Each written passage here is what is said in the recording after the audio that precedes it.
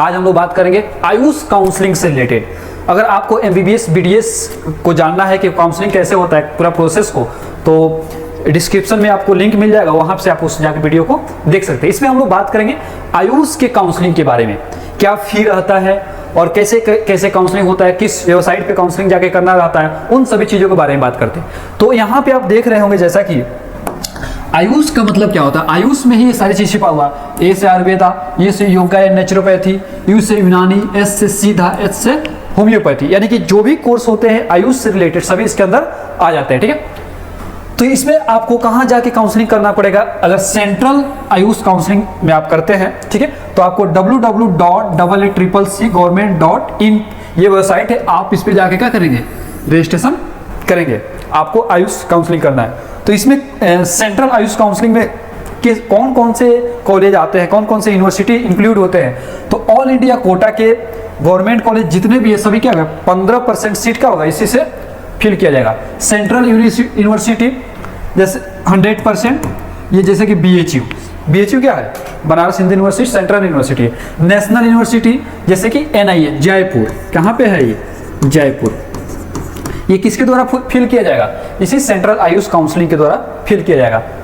Deemed university 100% इसी के through. Deemed university क्या होता है, ये एक तरह का प्राइवेट कॉलेज है और ये सारे रेगुलेशन यही प्राइवेट सिस्टम ही बनाता है, उसका एक अपना बॉडी होता है। ठीक है, ये होता है डीम्ड यूनिवर्सिटी।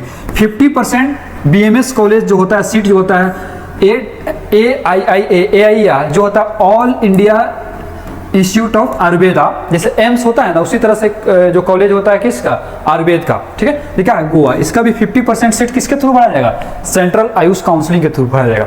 उसके बाद हम लोग देखेंगे स्टेट आयुष काउंसलिंग में। स्टेट आयुष काउंसलिंग में क्या होता है, ठीक है, इसमें ऑल स्टेट के जितने भी कॉलेज होंगे इसी के थ्रू भरे जाएंगे। किसके थ्रू, स्टेट काउंसलिंग जो होगा ना, तो इसके थ्रू भरा जाएगा। आपको ऑल जितने भी स्टेट के राज्य के कॉलेज होंगे सभी इसी के थ्रू आएंगे।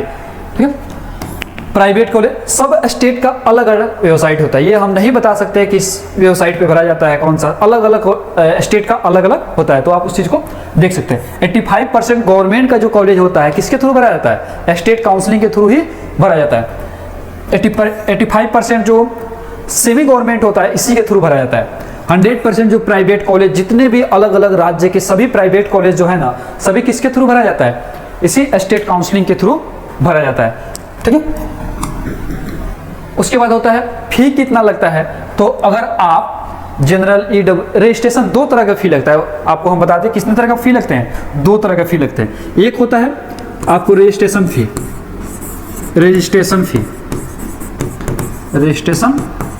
होता है।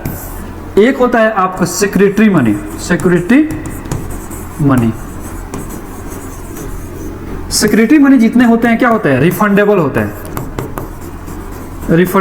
हैं, यानी आपको काउंसलिंग के बाद क्या होगा, आपको मिल जाता है। और ये होता है क्या होता है, नॉन रिफंडेबल होता है, यानी कि जब आप रजिस्ट्रेशन करते हैं तभी उसके बाद से आपको ये चीजें नहीं मिलती है, और ये क्या होगा, आपको काउंसलिंग के बाद मिल जाएगा। तो ये आपको रजिस्ट्रेशन फी आपको बता दें, क्या बता दें, रजिस्ट्रेशन फी। अगर आपको गवर्नमेंट के लिए अगर रजिस्ट्रेशन करना है, तो अगर आप जनरल में EWS और OBC में आते हैं तो 1000 रुपया लगेगा। अगर SC ST में आते हैं तो 1000 लगेगा। ठीक है, अगर डीम्ड यूनिवर्सिटी में अगर आते हैं तो आपको कितना देना होगा, 5000। ठीक है, उसके बाद यहाँ पे अगर सिक्योरिटी मनी में आपको क्या होगा, जैसे पहले कि आपको हमने बता चुका है कि ये क्या होता है ना, कि ये रिफंडेबल होता है। ठीक है, आपको वापस कर दिया जाता है। तो इसमें सेंट्रल या गवर्नमेंट या नेशनल इंस्टीट्यूट में आप करते हैं तो आपको कितना 10,000 रुपये सिक्योरिटी मनी देना पड़ेगा, और डीम्ड यूनिवर्सिटी के लिए 50,000, और प्राइवेट कॉलेज का हर स्टेट का क्या होता है, अलग अलग होता है, वो नहीं बताया जा सकता कि इस स्टेट का क्या होता है, अलग अलग कॉलेज स्टेट का अलग अलग सिक्योरिटी मनी होता है। ठीक है, AACCC में जब आप काउंसलिंग करते हैं तो क्या क्या प्रोसेस आता है। ठीक है, तो इसमें आपको रजिस्ट्रेशन सबसे पहले कीजिएगा, उसके बाद फी पेमेंट कीजिएगा, चॉइस फिलिंग कीजिएगा, अलॉटमेंट होगा, उसके बाद क्या होगा, कॉलेज आप क्या कीजिएगा, जाके रिपोर्ट कीजिएगा।